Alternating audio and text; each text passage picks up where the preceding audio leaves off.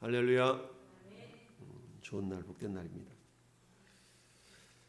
자, 하나님 말씀 디모데후서 2장 20절에서 26절까지 교독합니다. 신약성경 345페이지 디모데후서 2장 20절에서 26절 345페이지 찾으면 합시다. 큰 집에는 금그릇과 은그릇뿐 아니라 나무 그릇과 질그릇도 있어서 귀하게 쓰는 것도 있고 천하게 쓰는 것도 있나니 그러므로 누구든지 이런 것에서 자기를 깨끗하게 하면 귀에 쓰는 그릇이 되어 거룩하고 주인의 쓰심에 합당하게 되어 모든 선한 일에 준비함이 되리라. 또한 너는 청년의 정욕을 피하고 주를 깨끗한 마음으로 부르는 자들과 함께 의와 믿음과 사랑과 화평을 따르라. 어리석고 무식한 변론을 버리라. 이에서 다툼이 나는 줄 알미라.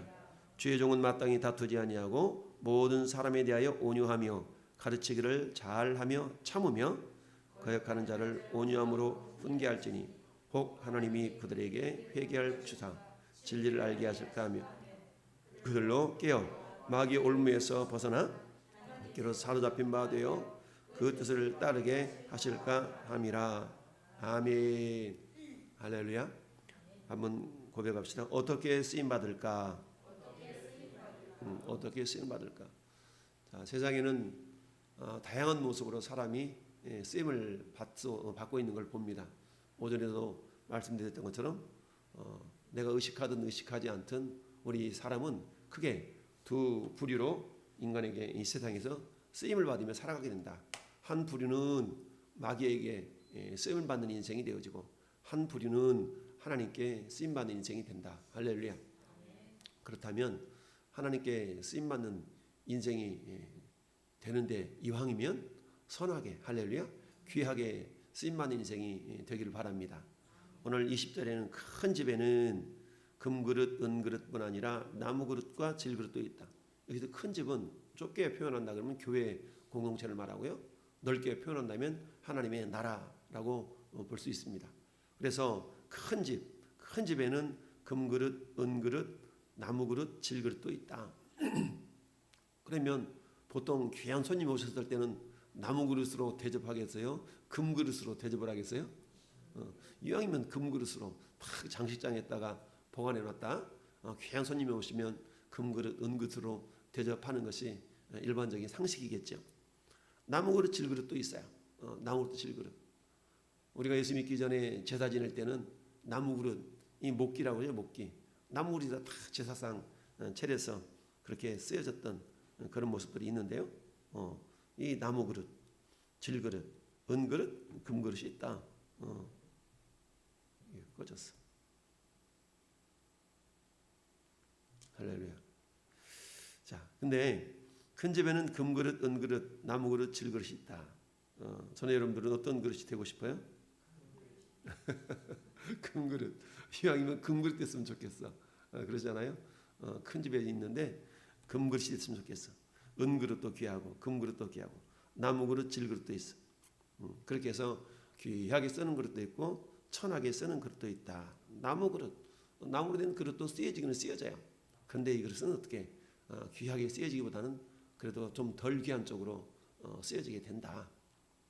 그런데 우리 주님이 나무그릇, 금그릇, 은그릇, 질그릇 그것보다 더 귀하게 따지는 조건이 있다. 그 조건은 뭐냐? 깨끗해야 된다는 얘기죠. 할렐루야.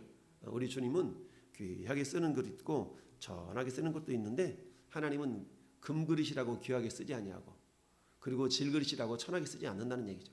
우리 인간은 그럴 수 있어요. 우리 인간은 우리 집에 장식장에 귀한 도자기 그릇, 귀한 금그릇이 있다 그러면 금그릇은 함부로 내놓지도 않겠죠. 저 금고에다가 보관해놨다가 그야말로 평생에 한두 번 써먹을까 말까 하는 아마 그런 그릇으로 보관하겠죠. 근데 이 금그릇 그리고 이 질그릇, 나무그릇, 은그릇이 있는데 사람이라면 금그릇, 은그릇 같은 귀한 그릇은 귀한 일에 아마 사용할 겁니다. 그리고 나무그릇, 질그릇은 자칫 약간 부딪히기만 해도 이빨 나가고 금 가고 이런 그릇은 쓰다 말고 그냥 한쪽에 처박아 놓기도 하고 쓰레기통으로 가기도 하고 이러겠죠. 이게 인간이 사용하는 그런 사용의 기준이라고 치면, 그러나 하나님은 그렇지 않다. 하나님은 이 사람이 금그릇감인가 은그릇감인가 이걸 보지 아니하시고 그 사람이 깨끗한가 깨끗하지 않은가. 여러분, 세상 사람의 눈의 관점에는 그는 죄인이었고 세상 사람 눈에 볼 때 그는 민족의 반역자로 취급받았던 삭개오였어요. 그러나 삭개오 이름의 뜻이 순결한 자라는 이름의 뜻이 있는 것처럼 주님은 세상 사람들의 시선과 세상 사람들의 입에 오르내리는 그런 모습으로 삭개오를 바라보지 아니하고 삭개오 속에 있는 그 순결함을 우리 주님이 보셨다는 얘기입니다. 할렐루야. 이처럼 세상으로부터는 따돌림 당하고 왕따 당하고 인정받지 못하는, 비록 세상에서는 부유한 삶을 살았지만 재물을 많이 가졌지만 자기 동족들에게는 인정받지 못하고 미움을 받았던 그를 우리 주님은 찾아가셔서 그로 하여금 어떻게 그야말로 아브라함의 자손이 되게 하셨다. 자, 아브라함의 자손이라는 것은 따라합시다. 주님께 다시 쓰임 받는 자. 그렇습니다. 주님께 다시 쓰임 받는다입니다. 여러분, 에덴 동산에서 하나님이 사용하셨던, 하나님께 귀하게 쓰임 받았던 인물이 누구예요? 아담과 하와죠. 아담과 하와는 하나님께 귀하게 쓰임 받는 존재들이었어요. 에덴 동산에서 하나님이 하나님의 목적을 이루도록 아담과 하와를 불러주셨죠. 그 목적은 뭐였습니까? 생육하고 번성하고 충만하고 다스리고 정복하라. 이게 5대 명령이라고 그러는데, 하나님은 아담과 하와를 통하여서 하나님이 허락해 주신 그 에덴 동산에서 생육하고 번성하고 정복하고 다스리고 충만할 그런 사명과 목적의 삶을 살도록 허락해 주셨습니다. 처음에는 그런 삶을 살면서 얼마나 기쁘게 살았겠어요. 하나님과 소통하면서 하나님 오늘은 이런 일을 했습니다. 그래 잘했다. 하나님 어제는 이런 일을 했습니다. 그래 잘했다. 하나님 내일은 이런 일을 하고 싶습니다. 그래 그렇게 해봐라 라고 하나님과 소통하면서 에덴 동산, 그야말로 천국의 삶을 누렸던 이 아담과 하와에게 사단이 찾아오게 되죠. 사단이 찾아와서 아담을 유혹하는 것이 아니라 하와를 유혹했어요. 그래서 어때요? 야, 정말로 하나님이 에덴 동산에 있는 모든 나무 열매를 먹지 말라 그러디? 모든 나무 열매를 먹지 말라고 한 것은 아니었죠. 선악을 알게 하는 나무 열매를 먹지 말고 나머지 건 다 먹으라고 했지만, 그러나 하와의 의식 속에는 하나님께서 모든 나무 열매를 먹지 말라는 것뿐만 아니라 먹어도 좋다는 것뿐만 아니라 선악을 알게 한 나무 열매는 먹으면 죽을까 하노라라고 인식이 됐어요. 근데 하나님은 어떻게 하셨어요? 먹으면 반드시 죽는다. 정령 죽으리라. 반드시 죽으리라 라고 했지만, 그러나 하와의 의식 속에는 그것이 정령 죽으리라, 반드시 죽는다가 아니라 죽을까 하노라. 죽을까 하노라는 건 뭡니까? 안 죽을 수도 있다는 얘기죠. 죽을까 하노라. 이렇게 하나님 말씀을 받아들이고 있었다는 얘기입니다. 여러분, 오늘날에도 마찬가지입니다. 우리 오늘날에도 하나님 말씀에 대한 오해를 굉장히 많이 하는 경우가 있죠. 하나님 말씀을 제대로 알아야 되는데 제대로 모르면 우리는 하나님을 오해하게 됩니다. 말씀을 오해한다는 얘기는 하나님을 오해하게 되죠.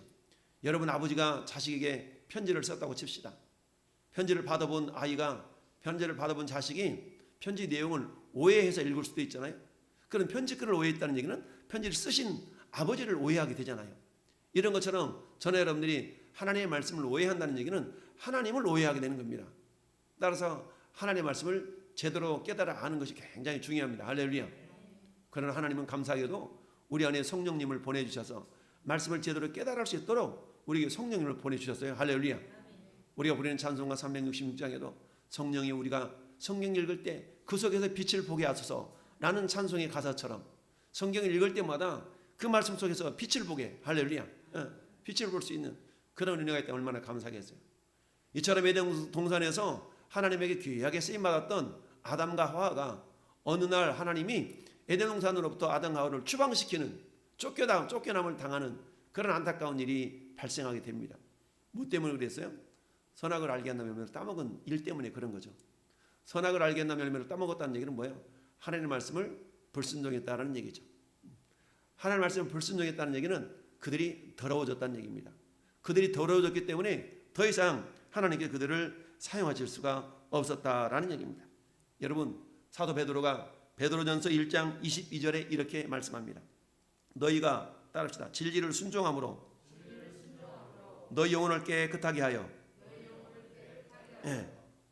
진리를 순종함으로 영혼을 깨끗하게 한다는 얘기죠. 그럼 뒤집어 놓고 말하면 순종하지 않은 영혼은 더럽다는 얘기죠. 우리 하나님은 깨끗한 심령을 사용하시는데 에덴 동산에서 죄가 들어오기 전까지 아담과 하와의 영혼의 상태는 깨끗했어요. 그런데 뱀으로 가장한 사단에 의해서 아담과 하와가 하나님의 말씀에 불순종하는 그 순간 이미 아담과 하와의 영혼은 더러워지기 시작했습니다. 하나님은 깨끗한 영혼을 오늘 말씀에 본 것처럼 큰 집에는 금그릇, 은그릇, 나무그릇, 질그릇이 있는데 이 가운데는 귀하게 쓰이는 것도 있고 천하게 쓰는 것도 있다. 인간의 기준으로 볼 때 귀하게 쓰는 그릇은 금그릇, 은그릇이 될 겁니다. 그리고 좀 덜 귀하게 쓰일 수 있는 이 그릇은 나무그릇, 질그릇이겠죠. 그러나 하나님의 기준은 그렇지 않는데 비록 그가 질그릇이라 할지라도 그가 그릇 나무그릇이라 할지라도 깨끗하다면 하나님은 그 사람을 그 그릇을 귀하게 하나님이 사용하신다. 여기서 그릇이라는 건 사람의 비유될 수 있죠. 그러니까 하나님의 쓰시는 기준은 금그릇, 은그릇, 나무그릇, 질그릇보다 더 중요한 것은 그 그릇이 깨끗하느냐 깨끗하지 않느냐의 문제에 있습니다.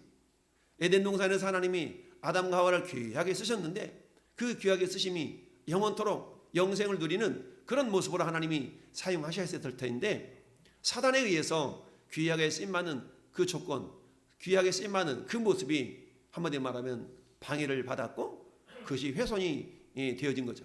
그런 말미암아 하나님이 귀하게 쓰셨던 그 현장에서 결국 내어 쫓김을 당할 수밖에 없는 그런 안타까움이 있게 되었다는 얘기입니다.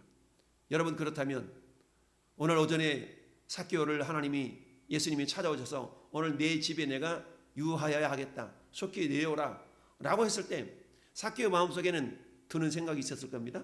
어떤 생각이 들었겠어요? 저 에덴 동산에서 아담과 하와가 왜 쫓겨났고 왜 어떻게 쓰임을 받았는가를 불현듯 생각이 났을 겁니다. 그것은 뭡니까? 하나님의 말씀을 들었을 때는 하나님의 말씀을 순종했을 때는 아담과 하와가 기쁨과 감사와 은혜를 누리면서 에덴 동산에 살았지만 그러나 하나님께서 아담에게 돕는 배필로 붙여주셨던 하와의 말을 듣는 순간 어때요? 물론 그 하와가 제대로 된 하나님 말씀에 대한 지식을 가지고 아담을 섬겼더라면 아담을 도왔더라면 아담과 하와가 계속적으로 하나님의 뜻을 이루는 선한 그런 도구로 쓰임을 받았겠죠.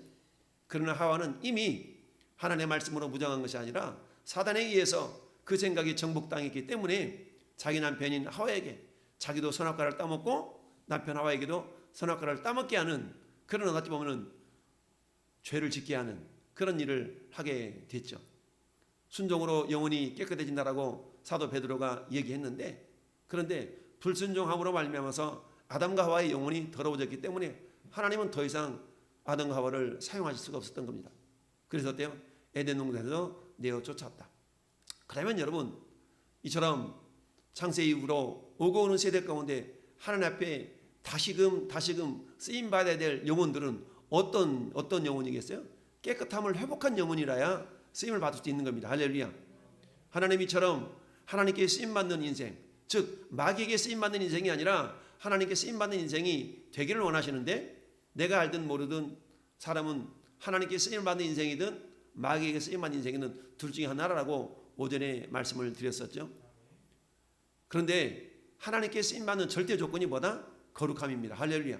그래서 여러분 하나님이 모세를 통해서 기록한 성경 5권이 창세기, 출애굽기, 레위기, 민수기, 신명기 5권의 성경이 있습니다.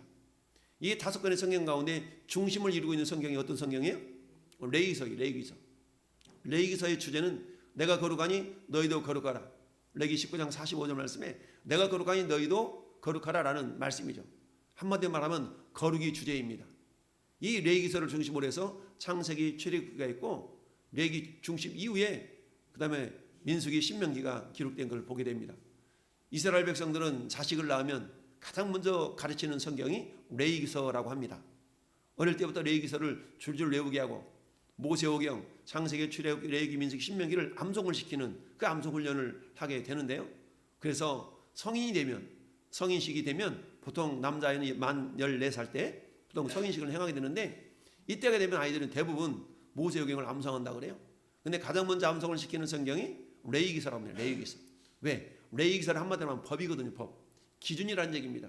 기준이 바르게 세워져야만이 하나님의 역사하심, 하나님의 창조 역사, 구원 역사를 제대로 이해할 수가 있기 때문이죠. 우리도 마찬가지죠. 유치원에 가면 여러분 도로를 건널 때는 길을 건널 때는 오른손을 들고 좌우를 잘 살피면서 이렇게 건너가야 되고요. 횡단보도를 건널 때는 달려서 건너가면 위험합니다. 달리지 말고 이런 거 막 가르치잖아요. 아까도 예배 끝나고 가는데 거기가 건너는 길도 아니죠. 횡단보도도 아니지. 예. 그 무단 횡단하는데 막 애기가 막 달려가는 거야. 내가 차를 몰고 가는데. 예. 근데 그 아이의 아버지가 같이 가는데 막 아이를 잡아 끄는 거야. 애들의 성격의 법칙은 애들은 그냥 막 달려가려고 그러잖아요. 달려가려고. 이처럼 횡단보도를 건널 때도 기본적인 어떤 룰이 규칙이 있는 것처럼 저는 여러분들이 예수님을 믿고 섬길 때도 내 방식대로 믿는 것이 아니라 하나님 원하신 기준대로 할렐루야. 그래서 우리가 말씀을 제대로 알지 못하면 말씀을 오해하면 하나님을 오해할 수가 있다. 그러니까 하나님을 오해하지 않고 하나님을 제대로 알고 할렐루야. 이스라엘 백성들이 하나님을 제대로 몰랐기 때문에 북쪽 이스라엘이 아수르에게 멸망을 당했고 남쪽 유다가 바벨론에게 멸망을 당하죠. 이런 망해가는 그런 시대적인 흐름 속에서 하나님은 북쪽 이스라엘에 호세아라는 선지자를 보내서 그렇게 말씀하시잖아요. 너가 여호와를 알아라. 하나님을 알아라. 힘써 여호와를 알라. 할렐루야. 하나님을 제대로 알아라는 얘기입니다. 근데 하나님을 어떻게 알 수 있어요? 오늘 하나님을 아는 방법은 성경을 통해 아는 겁니다. 할렐루야. 전 여러분들이 하나님을 어떻게 알아요? 하나님 알고 싶어요. 그래 몇 날 며칠 어디로 나와라. 내가 가르쳐 줄게. 이렇게 하나님 그러지 않죠. 하나님은 성경 말씀을 통하여서 저는 여러분에게 내가 어떤 존재다라는 것을 보여주신다는 얘기죠. 오전에 하나님 어떤 하나님이셨어요? 성경 속에서 하나님은 기회를 제공하는 공급자다. 기회를 공급하시는 하나님이셔요. 할렐루야. 기회를 공급하시는. 근데 그 기회를 기회를 공급하는 것 자체가 목적이 아니라 하나님은 철저하게 아버지의 뜻을 이루는 그 아버지의 목적을 이루는 그런 삶을 사시기 위해서 이 땅에 오셨어요. 근데 하나님은 당신의 목적을 예수 그리스도 통해서 온전히 이루셨는데 그 목적을 이루심에 있어서 그 목적을 이루는 과정마다 하나님이 인간에게 유익하도록 어떠한 기회를 제공하셨다라는 얘기죠. 근데 그 기회라는 것은 내가 붙들지 아니하면 내가 기회를 사지 않는다면 그 기회는 그저 흘러가 버린다는 얘기입니다. 마지막 예루살렘 여정으로 올라가는 그 길목에 있었던 여리고 지역적으로 말하면 사시사철 온화한 기후예요. 왜냐하면 그 밑은 항상 그 지하가 아니라 해발 약 400m 정도 300m 정도 밑에 있기 때문에 항상 따뜻한 기온이고 그곳에는 과일이 잘 열리는 그런 도시입니다. 그곳에 세관이 있었다고 그랬죠. 세무서가 있었어요. 그 세무서장이 삭개였는데 근데 같은 민족에게 인정받지 못하고 손가락질 당했던 그 삭개였지만 주님은 삭개의 마음을 꿰뚫어 보셨다. 할렐루야. 순결한 그런 모습을 보셨어요. 그래서 비록 사람들에게는 인정받지 못하고 사람들에게는 그야말로 욕을 당하는 그런 모습이었죠. 하나님은 그런 삭개를 다시금 불러서 어떻게 하나님께 쓰임받는 인생으로 변화시켜 주었던 겁니다. 그래서 그를 어때요? 삭개오야 라고 부르셨던 건데 그것은 뭐라고 그랬습니까? 삭개오 안에 있는 삭개오를 하나님이 발견하셨다라고 그랬죠. 삭개오는 외적인 이름이라면 후에 말하는 삭개오는 어때요? 삭개오의 영적인 상태가 순결했다는 겁니다. 이처럼 주님이 삭개오를 다시 쓰시게 하여서 아브라함의 자손이라는 말은 하나님께 다시 쓰임받는 자라는 의미가 있습니다. 다시 쓰임받는 자. 할렐루야. 전에 여러분들이 아브라함의 자손이 되는 비결은 뭘로 되는 겁니까? 믿음으로 되잖아요. 갈라디아서 3장 7절에 믿음 있는 자는 믿음 있는 아브라함의 자손인 줄 알지어다 라고 말씀했어요. 그러면 우리는 믿음으로 아브라함의 자손이 되는 겁니다. 할렐루야. 믿음으로 아브라함의 자손이 되는 거예요. 근데 그 믿음은 어떤 믿음이에요? 예수 그리스도께서 우리 모든 죄를 다 사하시고 할렐루야. 예수님의 보혈로 우리 죄를 다 씻으셨다는 그것을 내가 받아들임으로 말미암아 할렐루야. 일단 우리 영혼이 어떻게 되는 거야? 깨끗해지는 거잖아요. 우리 영혼이 깨끗해짐으로 말미암아 우리가 아브라함의 자손, 즉 하나님의 자녀가 됐다는 얘기는 아브라함의 자녀가 됐다는 얘기고, 이전까지는 내가 하나님 알지 못했을 때, 예수 그리스도를 알지 못했을 때는 내가 마귀에게 쓰임받는 인생이었어요. 비록 내가 나는 마귀에게 쓰임받아야지 이렇게 해서 마귀에게 쓰임받는 것이 아니라 내가 의식하지 않는 가운데서 나도 모르는 사이에 나는 사단에 의해서 쓰임받는 인생이 되었다는 얘기입니다. 사단이 우리에게 말하는 것은 뭡니까? 네 인생 네 거지 이거거든요. 네 인생 네 거잖아. 네 인생 네 거니까 네 맘대로 살아 라고 말하는 것이 사단이 우리를 통해서 역사하는 하나의 방편입니다. 그런데 주님은 뭐라고 말씀합니까? 너가 너를 위해 살지 말고 네가 나를 위해 살아라 라고 말씀하죠. 마귀는 너가 너를 위해 살아라 라고 말하고 있지만 우리 주님은 너가 나를 위해 살아주라 라고 말하고 있어요. 할렐루야. 그럼 뭐라고 말씀? 네가 나를 위해 살아줄 때 내가 너를 위해 살아줄게. 할렐루야. 여러분, 예수님이 우리를 위해 살아주시는 것과 마귀가 우리를 위해 역사하는 것과는 전혀 다르죠. 마귀 역사는 요한복음 10장 10절 말씀처럼 도둑질하고 죽이고 멸망시키는 겁니다. 여러분, 우리를 위해서 마귀가 뭔가를 하는 것 같지만 결국 우리로 하여금 어때요? 우리의 건강을 도둑질해 갑니다. 우리의 물질을 도둑질해 갑니다. 우리의 사랑을 도둑질해 가요. 그리고 어떻게 돼요? 결국은 죽게 만들죠. 결국은 어떻게 멸망의 자식으로 만들어가는 것이 마귀의 역사며 마귀의 전략이라는 얘기입니다. 여러분, 예수를 끝까지 믿지 않고 죽어가는 영혼은 결국 어디 가요? 영혼은 지옥 가잖아요. 이게 마귀가 원하는 거란 얘기예요. 그러나 예수님은 뭐예요? 내가 온 것은 양으로 생명을 얻게 하고 더 풍성히 얻게 하려는 것이다 라고 말씀하고 있습니다. 할렐루야.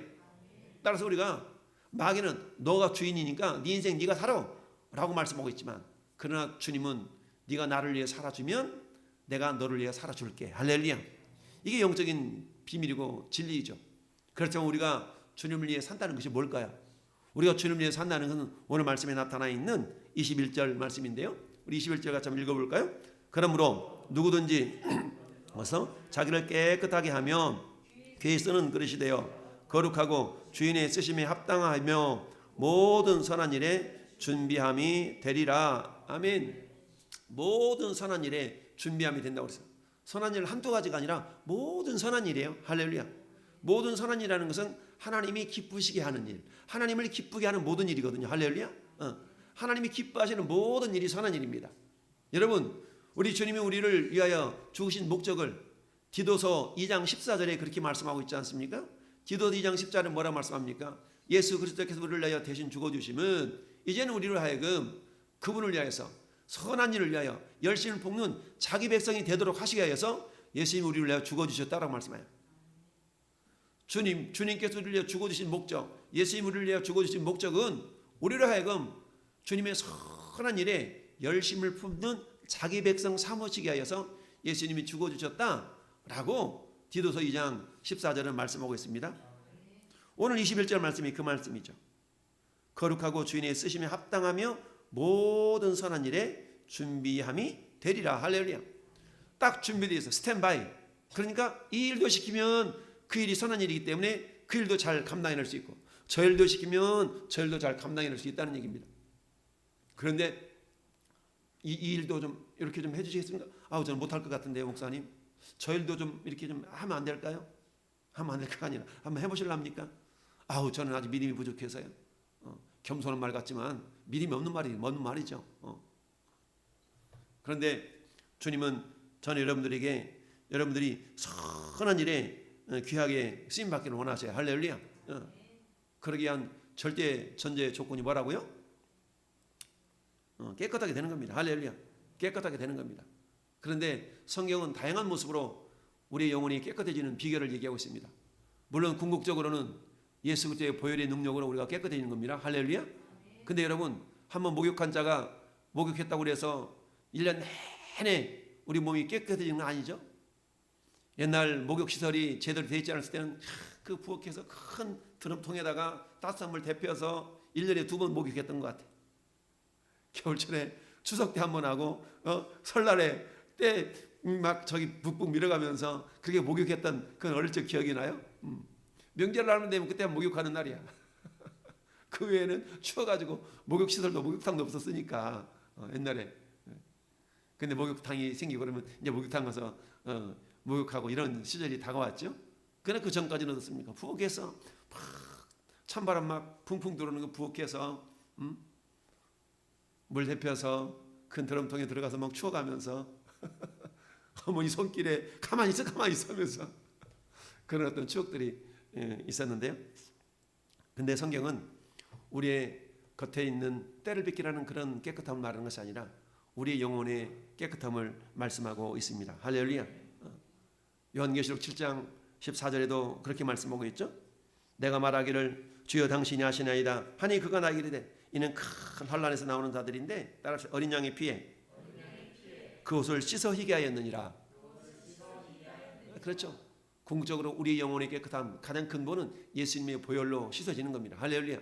그래 한번 목욕했다고 몸이 더러워지지 않는 것이 아닌 것처럼 예수님의 보혈은 이미 우리의 죄성, 우리의 모든 죄의 근원을 다 깨끗하게 한 겁니다. 그러나 이 세상 자체가 불완전하고 죄악된 세상이기 때문에 우리는 마치 목욕한 자가 세상 다니면 다시 더러워진 것처럼 우리 몸이 더러워질 수 있어요. 세속에 물릴 수가 있다는 얘기입니다. 할렐루야. 그럼 어떻게 해요? 주님은 따릅시다. 경건에 이르기를 연단하라. 그렇습니다. 경건에 이르기를 연단하라는 얘기입니다. 더러워지기를 방어하기 위한 그건 뭐예요? 주님을 닮아가는 그런 모습으로 우리가 연단하고 연습하라라는 얘기죠. 우리 주님은 때로는 우리를 연단해 가는 과정이 어떤 과정입니까? 마치 은과 금을 풀무불 속에 집어넣어서 불순물을 제거하는 그런 방법을 사용하시기도 합니다. 뭐예요? 우리에게 때로는 환난을 우리에게 허락하시기도 하시잖아요. 그 고난을 통하여서 어때요? 우리 영혼이 깨끗해지는 겁니다. 마치 시편 119편 69절 71절 말씀에 있는 것처럼 내가 고난당하기 전에는 그릇 행하였더니 고난당한 이후에는 주의 윤례를 배우게 되었나이다. 그러니까 고난이 유익인 거예요. 할렐루야. 그러나 모든 사람에게 고난이 유익인 건 아니거든요. 모든 사람에게 고난이 유익인 건 아니에요. 그 고난을 통하여서 주의 윤례를 하나님의 말씀을 깨닫는 자에게는 그 고난이 유익이지만 그러나 많은 경우 고난을 당하면 어떻습니까? 하나님을 원망하고 하나님을 등지는 경우가 많아요. 오히려. 그러나 지혜로운 사람은 하나님께서 그에게 주신 고난을 달게 받아서 주님의 말씀을 깨닫는 회개의 도구로 사용하는 자는 지혜로운 자요. 그 사람에게는 하나님의 은혜가 임하는 자이죠. 할렐루야. 우리 하나님께서 금그릇, 은그릇, 나무그릇, 질그릇 같은 존재를 할지라도 비록 나는 내 신앙을 이래서 나는 우리 교회에서 보면 나는 그냥 질그릇 같은 존재인가 봐. 아니요. 그렇다 할지라도 하나님이 그 사람을 귀하게 쓰실 수 있어요. 할렐루야. 이래보다 내가 금그릇이지 이렇게 뻐긴다 할지라도 그 영혼이 깨끗하지 않으면 하나님 그를 쓰시지 않으셔요. 할렐루야. 여러분 하나님이 쓰시고 쓰심에 대한 하나님은 공짜로 쓰는 게 아니에요. 저는 여러분들 사용하시고 반드시 하나님께서는 따라서 생명을 싹 쓸어주신다. 하나님 우리를 사용하시고 그냥 내버려둔 게 아니에요. 반드시 생명을 싹 썰어주시는 거예요. 할렐루야. 생명을 싹 썰어주셔요. 여러분 삭개오를 하나님께서 아브라함의 자손으로 인쳐주시고 그를 어떻게 해요? 선한 도구로 사용하시면서 그에게 생명을 주시니까 그에게 구원이 임했던 겁니다. 할렐루야. 구원이 임했던 겁니다. 마찬가지로 오늘날 전 여러분들이 신앙생활을 어떻게 하느냐는 굉장히 중요합니다. 여러분 마귀에게 쓰임 안 맞는 것도 중요하겠지만 하나님께 선하게 쓰임 받는 것이 굉장히 중요합니다. 하나님께 귀하게 쓰임 받는 것이 중요합니다. 할렐루야. 여러분 이왕 하나님께 쓰임 받으려면 귀하게 쓰임 받는 주인공들이 될 수 있기를 바랍니다. 천하게 쓰임 받는 것이 아니라 귀하게 쓰임 받는 그런 어떤 존재들로 우리가 나아갈 수 있기를 바랍니다. 이를 위해서는 우리가 뭐니 해도 우리 영혼이 깨끗해져야 돼요. 그런데 성경은 다양한 모습으로 우리 영혼이 깨끗해지는 것을 말씀하고 있는데 첫 번째는 예수님의 보혈로. 할렐루야. 따라서 예수님의 보혈로.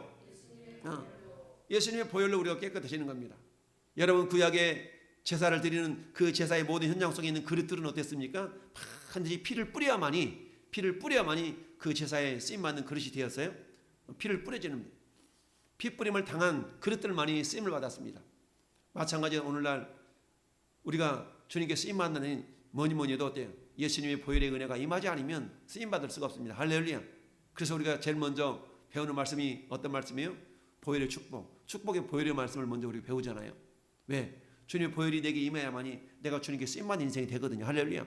주님께 쓰임받는 인생이 되어야만이 뭐예요? 생명을 내가 싹수로 받아서 영생에 이르는 그런 어떤 믿음의 삶을 살아갈 수 있는 거거든요. 할렐루야.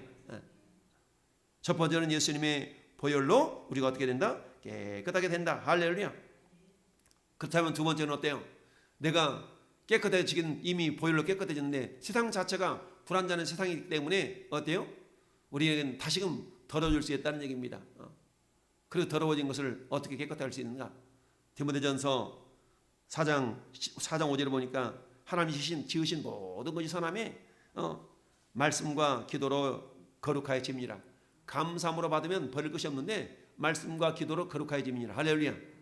우리가 첫 번째는 주님의 보혈로 깨끗해집니다. 두 번째는 따라서 말씀과 기도로. 말씀과 기도를 통하여서. 말씀과 기도라는 얘기는 뭐겠습니까? 내 자신을 항상 말씀의 거울에 비춰보는 겁니다. 말씀은 기준이잖아요. 기준. 그래서 말씀과 기도로 내 자신이 깨끗해질 수 있는 겁니다. 기도는 하나님과의 소통하는 시간이니까. 주님, 내 영혼이 이처럼 더러워졌는데 여러분의 특히 시편 51편이 어떤 시라고 그랬습니까? 다윗이 우리아의 아내 바세바를 범한 이후에 회개하는 회개시거든요. 그러니까 뭡니까? 이 기도를 통한 회개시라는 건 회개 기도를 기록한 성경이 시편이니까 다윗이 이 기도를 통해서 자기 자신 영혼을 깨끗하게 하는 한번 시편 한번 넘어가 볼까요? 어떻게 다윗이 시편 51편 펴보세요. 시편 51편. 야, 다시 얼마나 자기 영혼을 깨끗하게 하려고 하는 부르짖음이 있었는가 봅시다. 하나님이여 주의 인자를 따라 내게 은혜를 베푸시며 주의 많은 긍휼을 따라 내 죄악을 어떻게 해서 지어주소서. 나의 죄악을 어떻게 맑게 씻으시며 나의 죄를 어떻게 깨끗게 제하소서. 아멘. 할렐루야. 깨끗게 해달라는 얘기입니다. 그러면서 9절 같이 한번 읽어볼까요? 주의 얼굴을 내 죄에서 돌이키시고 내 모든 죄악을 지어주소서. 10절 하나님이여 내 속에 정한 마음을 창조하시고 내 안에 정직한 영을 새롭게 하옵소서. 아멘. 새롭게 하옵소서. 야, 이처럼 하나님 앞에 나가 자기가 잘못한 이 범죄한 죄악을 씻어달라고 깨끗하게 해달라고 이렇게 호소하고 있는 거죠. 그러면서 주 앞에서 쫓아내지 마시고, 쫓아낸다는 얘기는 뭐겠습니까? 에덴동산에 아담과를 쫓아냈다는 얘기는 뭐예요? 내가 너 더 안 써먹을 거야 이거거든요. 쓰지 않는다는 얘기죠. 다윗은 그게 두려웠던 겁니다. 다윗은 평생도록 하나님께 선하게 귀하게 쓰임받아야 되는데 우리아의 아내 바세바를 범하는 것 때문에 결국 어때요? 이것 때문에 자기가 쓰임받지 못할 것에 대한 두려움 때문에 주님 주의 성령을 내게서 거두지 말라고 이처럼 회개의 눈물의 기도를 드렸던 것이 시편 51편입니다. 할렐루야. 그런데 어때요? 두 번째 이처럼 우리 영혼이 깨끗해지는 것은 말씀과 기도로 깨끗해질 수가 있습니다. 할렐루야. 말씀과 기도로 깨끗해질 수가 있습니까? 할렐루야. 세 번째, 우리 영혼이 깨끗해질 수 있는 비결은 세 번째는 시편 119편 9절 보니까 청년이 무엇으로 그 행실을 깨끗하게 하리까? 따라합시다. 주의 말씀만 지킬 따름이니다.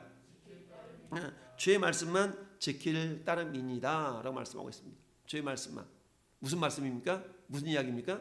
말씀만 지킨다는 얘기는 순종한다는 얘기입니다. 할렐루야. 아까 읽어봤던 베드로전서 1장 22절에 너희가 진리를 순종함으로 너희 영혼을 깨끗하게 하사. 할렐루야. 너희가 진리를 순종함으로 깨끗하게 한다. 우리 영혼이 깨끗해지는 것은 순종함으로, 순종을 통해 깨끗해지는 거예요. 할렐루야. 순종함으로. 여러분 자녀들이 위험한 길을 가면 부모들이 뭐라고 말해요? 거긴 안 돼, 안 돼. 싫어, 갈 거야. 그러다가 높아져고 자빠져가지고 코 깨지고 귀 깨지고 이마 깨지고 이런 일 있죠. 거봐, 내가 뭐라고 그랬어? 그런다고 그랬잖아. 어린아이를 할지라도 알았어 엄마, 알았어 아빠. 그러면 어때? 안전하게 갈 수 있는 그런 모습이죠. 마찬가지로 우리 하나님의 말씀을 순종하는 것은 우리 영혼을 깨끗하게 하는 비결입니다. 할렐루야. 그런데 여러분 말씀을 순종하지도 않아. 그리고 보혈을 의지하지도 않아. 말씀과 기도하지도 않아. 이러면 하나님께 어디로 몰아넣어요? 환난, 역경으로. 한마디로 하면 시련의 과정을 하나님 허락해 주셔요. 그랬을 때 고난이라는 터널을 통과해서 그 고난을 통해서 하나님 다시금 그 영혼을 깨끗하게 하십니다. 그랬을 때 고난을 통해서 시련을 통해서 그 영혼을 깨끗하게 하나님이 하실 수가 있는 겁니다. 이 네 가지 과정, 물론 이 밖에도 여러 가지 방법이 있겠지만 하나님은 우리에게 원하시는 다양한 방법 가운데 가장 근본은 뭡니까? 주님의 보혈로 우리는 신분적으로 거룩한 자가 되었어요. 할렐루야. 신분적으로는 거룩하지만 그러나 우리 삶의 현장 가운데 우리 여전히 죄악에 노출된 세상에 살아가요. 그러다 보니까 어때요? 말씀과 기도를 통해서 또 우리 영혼을 깨끗하게 우리는 빚어져 가야 됩니다. 할렐루야. 그런데 또 말씀과 기도만으로 이루어질 수도 있겠지만 그러나 또 뭐가 필요해요? 순종의 훈련을 통하여. 할렐루야. 말씀의 순종의 훈련을 통하여서 우리가 주님께 귀하게 쓰임받는 그런 모습이 필요하다. 그런데 때 이것조차도 이루어지지 않다면 때로는 하나님 우리를 고난의 터널로 하나님 우리를 몰아가신다. 그 고난의 터널을 통해서 하나님께서는 귀하게 쓰임받는 믿음의 과정. 여러분 우리가 잘 아는 사도 바울이 그런 거 아니겠어요? 사도 바울의 고난은 비록 사흘이라는 3일이라는 짧은 기간이었지만 어떻습니까? 주님을 만나니까 주님이 눈이 확 사도 바울의 눈을 가려버렸지 않습니까? 그 눈을 주님이 떠주지 않았다면 평생 또 눈을 감는 그런 삶을 살아야 될 터인데 우리 주님은 은혜로 와서 이 사도 바울에게 어때요? 아나니아라는 선자를 보내서 안수하고 그 눈을 뜨게 하셨죠. 그것을 경험했던 사도 바울이 아그리빠 왕 앞에서 고백했던 고백의 내용이 여러분 사도행전 26장에 나타나서 한번 해볼까요? 사도행전 26장. 사도행전 26장. 사도행전 26장.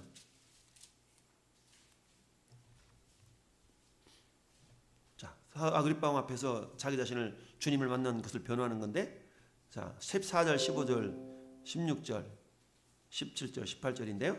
자 15절 한번 읽어볼까요? 15절. 내가 대답하되 주님 누구시니까? 주께서 이르시되 나는 네가 박해하는 예수라. 일어나 너의 발로 서라. 내가 네게 나타난 것은 곧 네게 나를 본 일과 장차 내가 네게 나타날 일에 너로 종과 증인을 삼으려 함이니 이스라엘과 이방인들에게서 내가 너를 구원하여 그들에게 보내어 18절 그들의 눈을 뜨게 하며 어둠에서 빛으로 사탄의 권세에서 하나님께로 돌아오게 하고 죄사함과 나를 믿어 거룩하게 된 무리들 가운데 기업을 얻게 하리라 하더이다. 할렐루야. 여러분, 사도 바울을 하나님이 정말 예수를 핍박하는 그런 자리에서 어떤 자리로 바꿨어요? 하나님의 귀하게 쓰임받는. 한마디로 하면 이 사도 바울은 사단에 의해서 속았죠. 일종의 일찍 보면 자기는 하나님 일을 한다고 했는데 예수님 입장에서 볼 때는 그는 하나님을 일을 하는 것이 아니라 오히려 주님의 일을 방해하는 자였어요. 그랬는데 담에색 도상에서 주님이 만나 주심으로 말미암아 사도 바울의 인생이 180도 변하게 되죠. 그러면서 그가 어때요? 야, 주님이 뭐라고 말씀합니까? 네가 나를 본 일과 장차 내가 네게 나타날 일에 너로 종과 증인을 삼으려고 그런다. 한마디로 말하면 선하게 사용하려고 그러는 게, 선한 믿음의 그릇으로 내가 너를 사용하려고 그런다 라고 지금 말씀하고 있는 겁니다. 그러면서 어떻게 돼요? 결국 이스라엘과 이방인들에게 내가 너를 구원하여 그들에게 보내어 그들의 눈을 뜨게 하며, 할렐루야. 눈을 떠서 어떻게? 어둠에서 빛으로. 두 번째는 사단의 권세에서 하나님께로 돌아오게 하고, 할렐루야. 여러분, 사단의 권세에서 하나님께로 돌아오게 한다는 것은 그로 하여금 아브라함의 자손이 되게 하는 거예요. 마치 오늘 오전에 삭개오를 주님이 이 사람도 아브라함의 자손이미로다 라고 선언해 주셨던 것처럼 아브라함의 자손이라는 얘기는 사단의 권세에서 하나님께로 돌아오게 하는 자라는 얘기입니다. 할렐루야. 이웃사랑 초청주의는 뭐냐? 저나 여러분들을 통해서 하나님이 그 사람을 하여금 사단의 권세에서 하나님께로 돌아오게 하는 그런 일을 우리가 하는 겁니다. 또는 뭡니까? 그의 눈을 뜨게 해서 어둠에서 빛으로 돌아오게 하는 거죠. 많은 사람들 내가 어둠에 있는지조차도 모르잖아요. 그러나 우리는 이미 빛 가운데 거하고 있기 때문에 그 사람이 지금 어둠에 있는지 빛에 있는지 우리가 어느 정도 우리가 짐작을 하지 않습니까? 그래서 나는 빛에 있기 때문에 어둠에 있는 자를 볼 수 있는 분별력이 있어요. 그럼 우리 사명은 뭡니까? 그를 어둠으로부터 빛으로 오게 하는 그 귀한 사명이 오늘 본문으로 다시 돌아와서 이게 뭐예요? 이게 모든 선한 일이, 할렐루야. 이게 모든 선한 일에 준비함이 되리라, 할렐루야. 그럴 때에 이러한 저와 여러분들의 모습을 통해서 하나님께서는 결국 어떻게 결론을 맺으냐? 26절, 오늘 본문이 26절 읽습니다. 그들로 깨어 마귀의 올무에서 벗어나 하나님께 사로잡힌 바가 되어 그 뜻을 따르게 하실까 함이라, 할렐루야. 여러분, 이 거룩한 사역에 저와 여러분들을 하나님 불러주셨습니다. 그러고 올 때 우리로 하여금 너가 금그릇이냐? 만족하지 말아라. 네가 은그릇이냐? 만족하지 말아라. 네가 나무 그릇으로 생각되느냐? 낙심하지 말아라. 내가 사용하는 것은 깨끗한 그릇이다, 할렐루야 라고 생각하고, 오늘 우리가 깨끗할 수 있는 비결, 첫째는 예수님의 보혈로, 두 번째는 말씀과 기도로, 세 번째는 순종함으로, 할렐루야. 그런 때로는 연단의 과정을 통해서 우리를 깨끗하게 해서 우리 하나님이 사용하신다는 사실을 깨닫고, 하나님 내가 깨끗해져서 비록 나는 나무 그릇 것 같은 하찮은 세상 사람들이 볼 때 나는 하찮은 그릇일 수 있어요.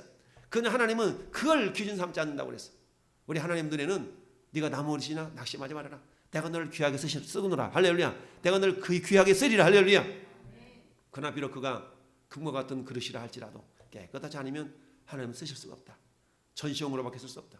전 여러분들이 귀하게 주님께 모든 선한 일에 귀하게 쓰임받은 가장 선한 일은 뭐예요? 마귀의 올무에서 하나님께로 돌아오게 하는 그런 자가 가장 귀하게 선하게 쓰임받는 자인 줄 믿습니다. 전 여러분들 통해서 이 귀한 사역에 함께 귀하게 쓰임받고 주님께는 영광이요 우리는 하는 은혜가 있기를 예수님의 이름으로 축원합니다. 아멘. 우리 아침 합심하여 기도할 때 하나님